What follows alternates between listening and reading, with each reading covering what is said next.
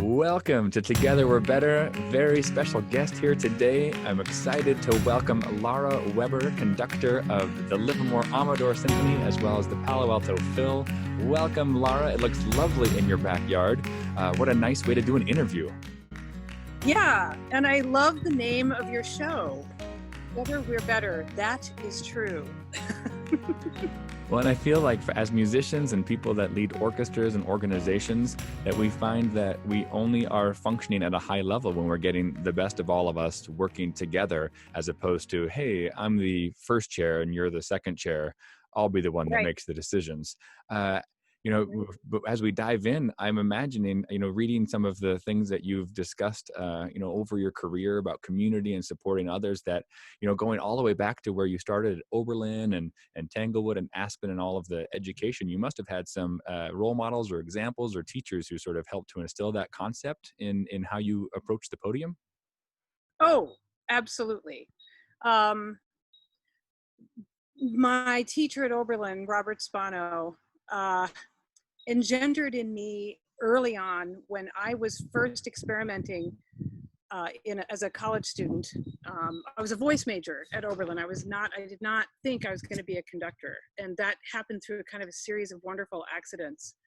But my first laboratory experience that really held a developmental opportunity for me was with a group of really extraordinary peers of mine who gathered for me to do what Oberlin does is a winter term project. And my winter term project was, I'm going to make an orchestra and conduct it for the first time. I didn't even know, what I was supposed to do. And Robert Spano was my teacher at Oberlin, and he sat in the back and took notes. And what I learned immediately was that I felt some weird obligation to tell everyone what to do and tell them how to play and explain to them that the beginning of Appalachian Spring should sound like a pond with little drops of water with every note. And he held it together for maybe 15 minutes in my first rehearsal. And then that yellow legal pad he was taking notes on was hurled at me from the back of the orchestra. And he said, stop talking and listen. You don't even know what they're doing because you're not listening, you're only talking. And that engendered immediately the understanding that community involves disparate people, and those voices and personalities and feelings cannot come together if we aren't all listening to one another. And then later at Tanglewood, Seiji Ozawa, who was also Robert Spano's conductor at the time, Spano was his associate in Boston. On the podium, I got lost. I think it was in the middle of, I don't know what, a Brahms symphony or something. I just was at sea. I was bewildered. And he could tell, of course, and he came up behind me and just whispered in my ear, just listen, and you are free. And it's so liberating to go, oh, wow, look, I can hear that what's wrong now, So, and those mentors in college, that I wouldn't have been there if I hadn't had Vernon Hayes in the 8th grade band. I wanted to play the trombone, and I'm sure now I understand he probably ran out of trombones, or he just really needed more bass clef in his orchestra. So he said, you know what? Why don't you try the cello? Same clef, same line sometimes in the orchestral writing. And he was, those individuals in each grade, having survived public school education when the arts and music were still part of the curriculum. Everybody got, the opportunity, whether it was in grade school, to play in any sort of instrument, the recorder, the bongos, or, a little choir or something, all the way through to orchestra in high school on a competitive level. That still happened in the Seattle public schools when I was growing up. And every few years, these programs suffer an assault where they are attempted to be removed or reduced or defunded or underfunded, and we have to constantly fight to retain them and to keep them, when in fact we know that success in every field, you can trace back so much success in the business world, in the financial world, in the scientific world, in the healthcare industries. How many people in your community orchestras are doctors, are software engineers, are counselors or psychologists, or, you know, and in somewhere in their background, they had they played in a group of other musicians, or they sang in a choir, or they had that as part of their underlying fundamental education. We have to keep it. And with every little chip away, there's a bit of institutional memory that's lost. So here in Livermore, in the financial crisis of 2008 and 9, or 7, 8, and 9, the school district completely eliminated grade school level musical instruction in the classroom. It became an after school program that you had to pay to participate in. Awful. After a few years of great effort, it came back, but it was not what it was. It was much less of what it had been. And parents like myself knew what it should have been, but new parents coming into the district did not know. They didn't know what they weren't getting. And they were just so grateful to have anything that they did not understand what they should be getting and how instrumental, no pun intended, that is to all the other aspects of education. You know, music is math. And executive skills are all about listening. And so the advocacy component is kind of a constant conversation, and one that we have to keep finding ways to help people of 2020 to understand. And of course, we're in a very tech heavy community.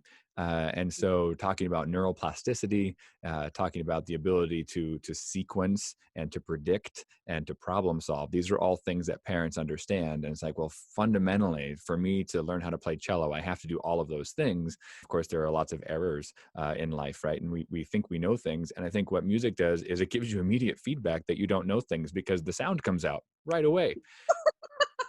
and then you find another solution, right? So there's a perseverance factor in that as well. And I think just for any child growing up, it's just great to be reminded that a text message is fast, learning cello is slow, and one of them is valuable. But to actually see that happening, that's what you do. And it can't be overstated how important it is. There are kids who literally cannot put two words together for neurological or developmental reasons, but they can sing because those two sides of the brain don't work the same way. I've had this conversation even with professional orchestral musicians who think, for example, that they can't sing, play, but they'd rather be tortured than actually sing out loud. And sometimes I would try to have them sing things, and there would be this very tiny, timid response. But there's tons of scientific evidence of the value of singing, and that we all were built to do that as a basic sort of survival instinct. Well, and what I've noticed is, so with all my beginners, we don't talk about it as singing. We don't say, now we're going to sing. But when the students are learning how to read notes, because I have to make the assumption that they can't read music when they come to Castellaro in the 6th grade, because it's not necessarily true that kindergarten through 5th that they had that training, right? So we started the basics, and as we're doing that, then we'll work through their method book, and we'll say the note names in rhythm. And I'll be playing them on the piano, and I'll be singing them at pitch. And it's amazing how they'll just join me in that, because they're still willing, and it hasn't been identified as now it's time to sing. This is just what we do. And, then of course their intonation is better because they're starting to hear the connection. And it's beautiful too, because they're fully engaged and they're using their bodies and they're breathing because they have to support it. And then that Okay. translates to the use of their bow because they're trying to make the same sound. So I would like to come back and be an eighth grader again and come to your classes, please. come to my Where classes I'm at, now. 6 feet away from everyone. Yeah. No, come next year if well, allowing, right, pending. But you could come in, and it would be so great to just have your energy in the classroom. It's one of the things that I've really enjoyed.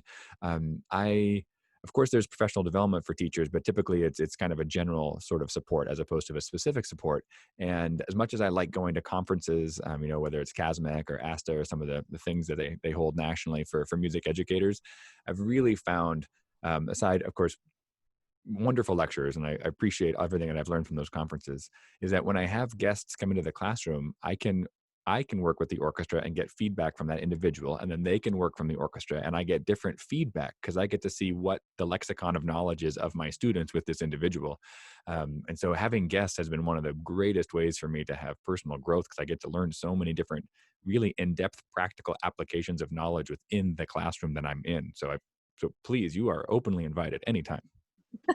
Well, I would love to learn anew now that I understand the value of the kind of approach that you're describing. It's just really cool. It's been wonderful to learn. I finished my 15th year of teaching, and I've been able to make a lot of mistakes, and I've been able to try a lot of things, and I've gotten a lot of feedback.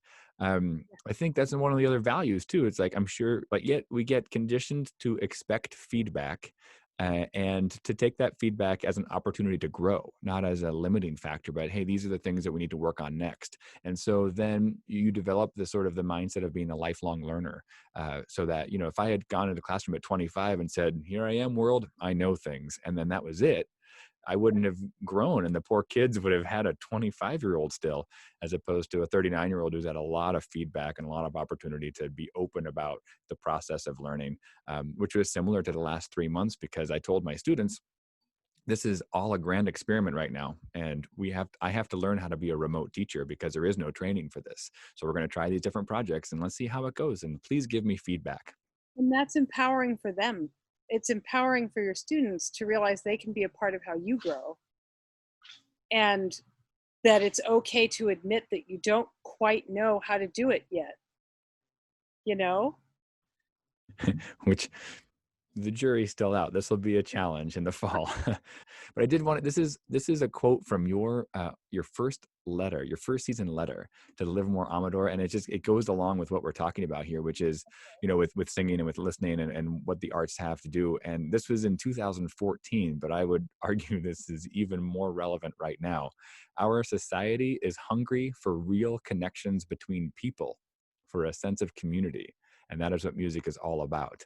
That is what we create for our listeners and ourselves as a community orchestra. So here in 2020, we are isolated in a very different way.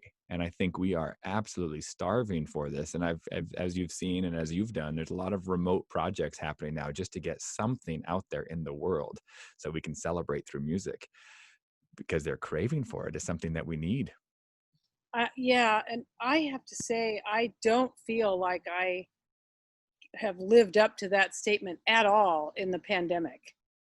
I was just figuring it out as a leader of community orchestras, when from the perspective of professional orchestras, there's this constant debate about we have to reach out to the community, as if it is a whole separate thing from being an orchestra.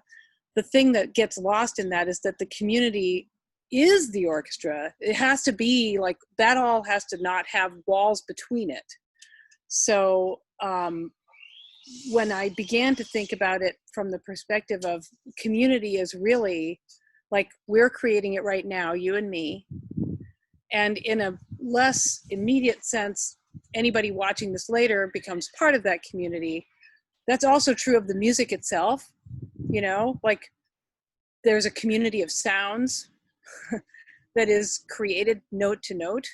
There is a sense of community created back to the composer, and it can in fact bring us into community with the past or with the future. I mean, there's a million ways to have community, but I have not cracked. I haven't even begun to try, because I am not embracing technology the way I should. I'll have to learn. I need to start figuring out how we can keep that community in that particular way. And I think mostly it's going to be a Band-Aid until the country heals, and then we can go back to finding, you know, ways to connect live again. I do think though that because we are going to be very creative, that when we do come back, we will have propelled ourselves forward in the ability to communicate through technology in ways that we wouldn't have done because we've just been forced in this environment. Well, it certainly showed us that we were not ready. We were not at all ready to have the vehicle of live musical sharing removed. I mean, I know certainly for community orchestras, it's a whole different ball game because budgets are pretty much non-existent, and it's a different animal. But especially in the orchestral world, for the most part, just to keep them, to inspire them to keep making music, even if no one can hear it. And, you know, we weren't ready. We weren't ready for this. And so sadly, it looks as though I'll have plenty of time to become more comfortable with ways of reaching out through technology. How do we get around the fact, though, that people are becoming kind of worn down by it and exhausted by it? But I also think one of the things, as we do embrace the technology, I mean, we do have things already, like, you know, CDs. We have that as an outlet for listening to music on a device. So it's that unique combination of finding ways to make events either live streamed or in just different formats altogether, because there are some things already, right? Live Broadway theater is only live Broadway theater when it's live. Right. I mean, we have the movie West Side Story. You know, we can watch that whenever we want to, right? That's a different art form. So that's tough too. With Palo Alto, I had only done 2 concerts as music director before we were totally interrupted. Fortunately, video recording. And there's portions of, I haven't watched the whole thing yet, but what I've listened to, you know, there's people, somebody has a coughing fit, and it was also late February when I think about that coughing fit. But there are things that go wrong here and there. It's an overall really wonderful performance. But pre-pandemic, I might have thought, you know, I would like to go and like try to remove that cough that wouldn't stop in the quiet place where we would like it not to have been so noisy. And wow, I think maybe at the dress rehearsal, the intonation over here was a little better. Maybe we could do a little swap out before we, nope.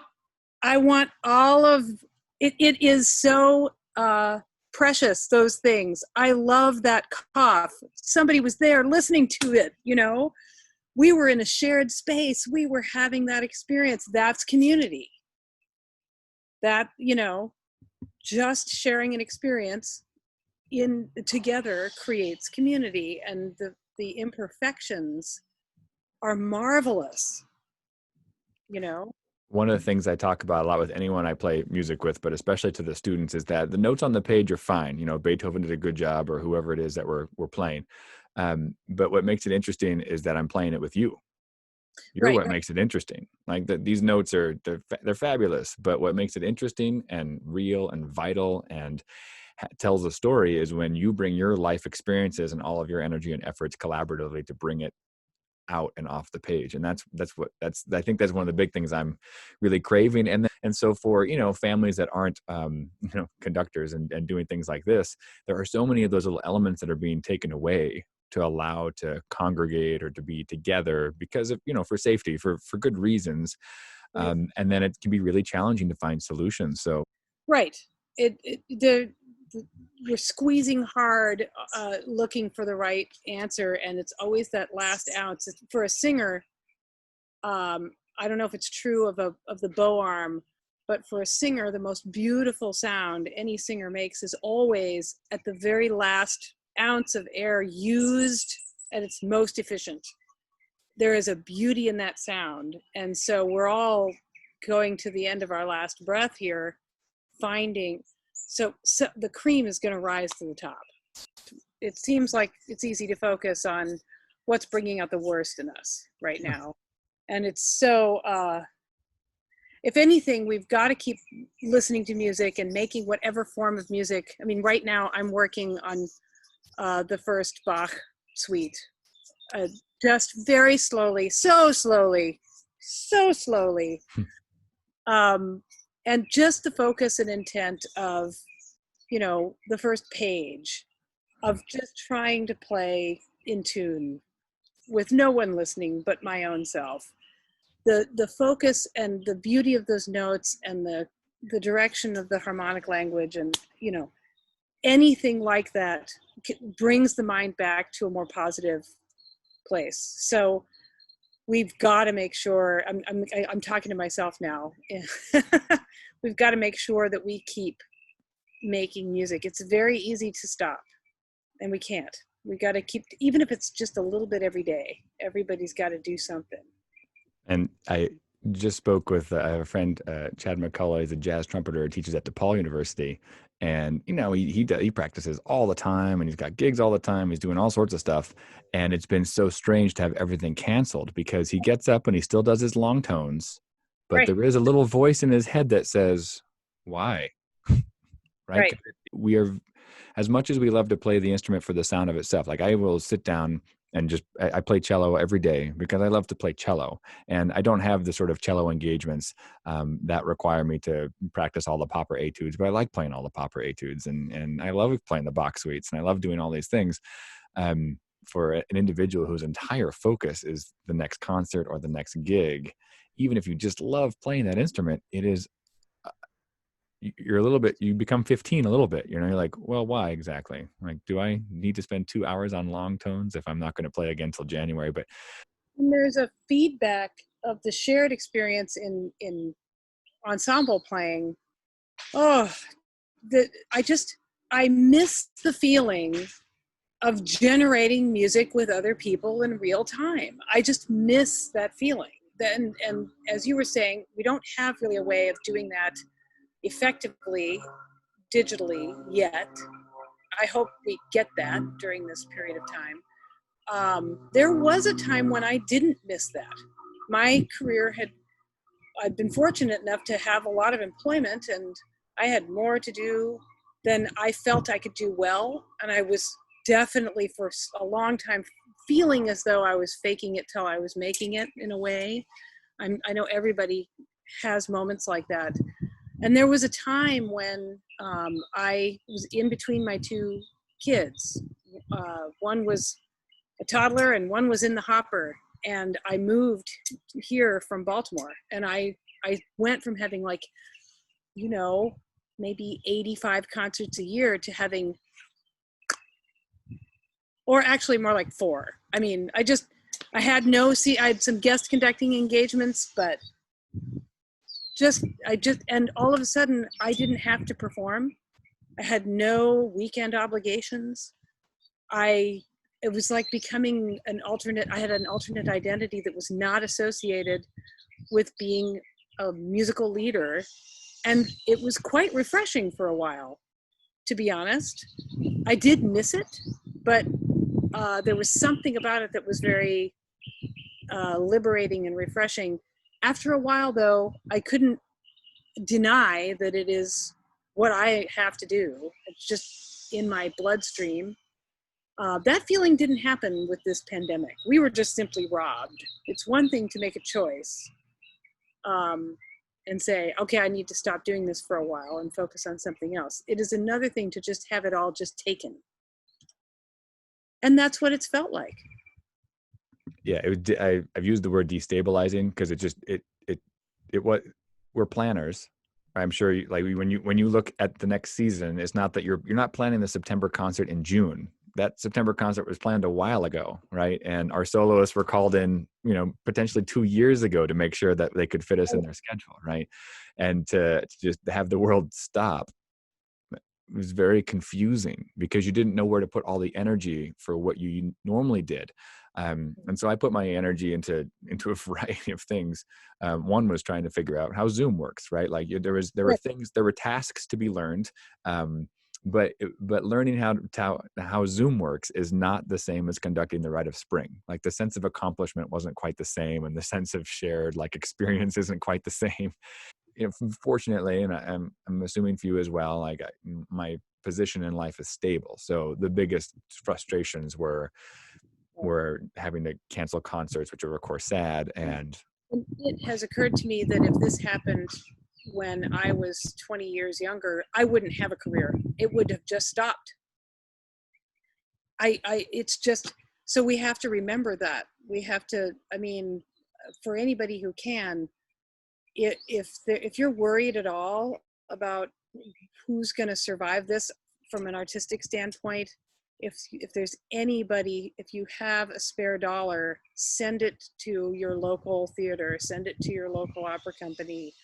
Keep these institutions alive. Hopefully our society will figure out that on a whole societal level, we need to make a commitment to this before it's too late. But we're all really going to have to talk about community building. We're going to have to really recreate. I think your point earlier, there will be things that we are better at, that we are stronger as a result of this. But with mass casualties to make up for and grow anew, build anew. The impact on so many levels of our society are going to be very real for a very long time. I mean, even once the vaccine is or the therapeutics are figured out, we're going to be dealing with large contingents of our population that their lives were derailed completely, and that whatever their stories will be told through the arts. That's what we do. I mean, it's our collective receptacle for all of human feeling. There's a lot of human feeling going on right now. Yeah, that's for sure. And I do think, we'll go back to the title of, as we sort of wrap up, we'll go back to the title of the show, which is Together We're Better. Right. I think we have to really fight. One of the reasons I wanted to just establish this and see what it was like to communicate with others about this subject is that it is easy to just think about your own experience at any given time. I think that's pretty human. Like, me and mine and I think those are sort of natural human inclinations, starting very young. That's my piece of cake. And I don't want to share it with my sister or whatever it might be, right, on sort of a cute level. And that I know that I've learned through great mentorship and having opportunities to be in really wonderful musical situations, but even sometimes not musical, just group situations that were very supportive, that through support, we can all rise together. And that if I share my knowledge with somebody else, that doesn't make me have less, that makes us all have more. And so within my little world of orchestra at Castellero, we're sharing our knowledge with our stand partners all the time, because if you know something and you can constructively use discourse, not because there are methods of discourse that are not constructive, but if you can use constructive discourse to support that person, well, the entire ensemble thrives. And then it becomes a mentality of, well, together we are better and we can support others in our community. So reaching out to you and you graciously saying, absolutely, let's do this, and just talking about what you're doing in your communities and what it means to have a community orchestra, and what it means to all the people in the town, and to all those musicians and all those patrons. It's I think vital anytime, but especially right now, because I noticed myself, even with all of that training, that being isolated made me narrow my own personal awareness of what it meant to be with others and supportive of others. Right. And so Together We're Better is the goal. And it seems like everything that I've heard from musicians who've gotten to work with you and getting to read your incredible history of musical contributions and talking to you today, that community is incredibly important to you, and finding ways to support people around you is vital, and such an important and wonderful gift that the arts gives us. Yeah, well, and right back to you. I mean, I think the reason we're talking to each other is because we have a lot of musicians in common, and they share that same passion. They share that same if anything, it's greater. I mean, some of the musicians that I have the privilege of working with are playing in like 9 orchestras. I mean, I'm cut off from 2. They're cut off from, I mean, dozens, it seems like.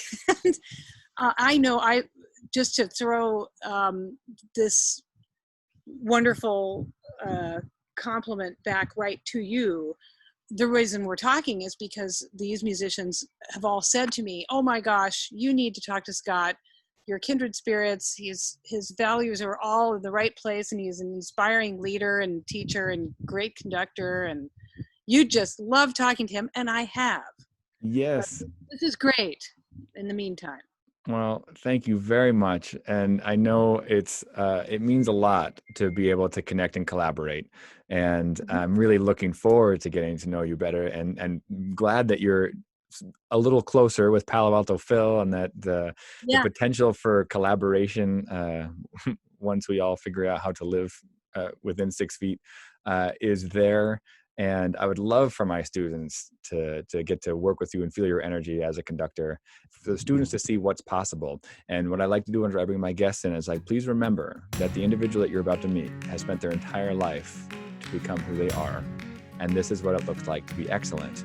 And then often the folks that we bring in talk about how they're still learning, and how they're so appreciative and they're grateful. And then the kids see modeling about these adjectives that are so vital to just being a good human that makes a positive impact. So thank you so much for being one of those humans. I want to thank everybody for being here on the Together We're Better show. And please remember to always be your best selves.